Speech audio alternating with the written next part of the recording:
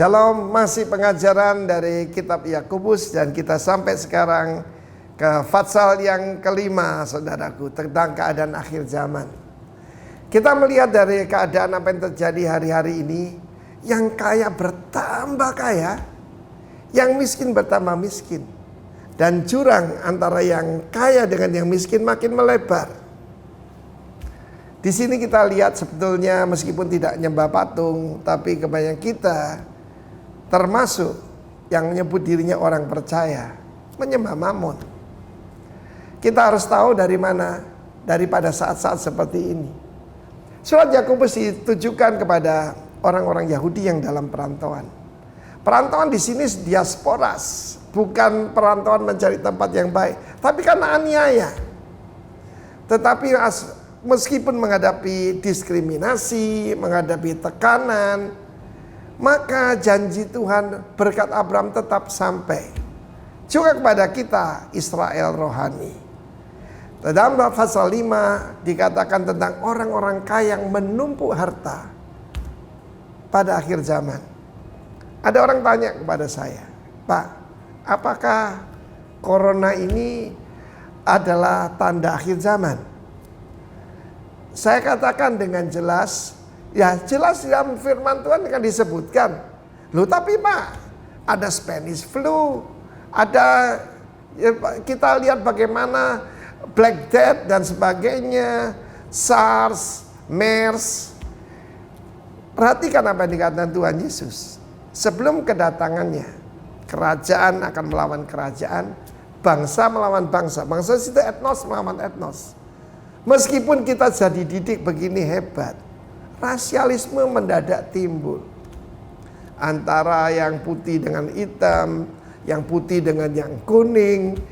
Saudara yang kasih Tuhan, kita sebagai warga kerajaan, kita ini buta warna.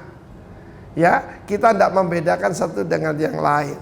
Sayang sekali, simbol pelangi yang digambarkan busurnya Tuhan sekarang dipakai oleh LGBT.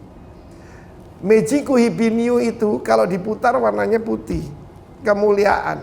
Ya, kita melihat bagaimana firman Tuhan mengatakan mereka menumpuk harta, bahkan mereka menindas, yaitu pekerja-pekerja mereka. Saya mau katakan pada orang-orang kaya, firman Tuhan mengatakan emasmu akan berkarat dan pakaianmu akan dimakan oleh ngangak. Liwat apa kejadian? Cuma yaitu virus ini begitu lemah, kena sabun mati. Obat tidak bisa menolong, kena sabun dia akan istilahnya nyunyut kena air. Tapi manusia tidak berdaya. Perusahaan-perusahaan pada jatuh, ya saham-saham pada jatuh. Saham pada jatuh itu dimakan oleh ngengat, dimakan oleh resesi. Tetapi ada perintah, bagaimana jangan kita itu menindas kepada pekerja kita. Sebab apa? Jeritan mereka telah sampai kepada Tuhan semesta alam. Karena itu hari-hari ini adalah hari testing buat hati kita. Do we love God? Do we love one another? Ini jelas kelihatan saudara ya. Karena itu kita tidak menumpuk harta tapi membagikan harta. Sebab lewat ini saya pernah dikatakan suruh isolasi mandiri. Death is real. Dan death itu di depan mata kita. Dan itu mengingatkan kita, we will not live forever. Tapi Tuhan janji hidup yang kekal telah tersedia. Bagi mereka yang belum terima Tuhan Yesus, terimalah dia sebagai Tuhan dan Juru Selamatmu secara pribadi. Dan kau akan menerima lewat ujian mahkota kehidupan. God bless you warga kerajaan.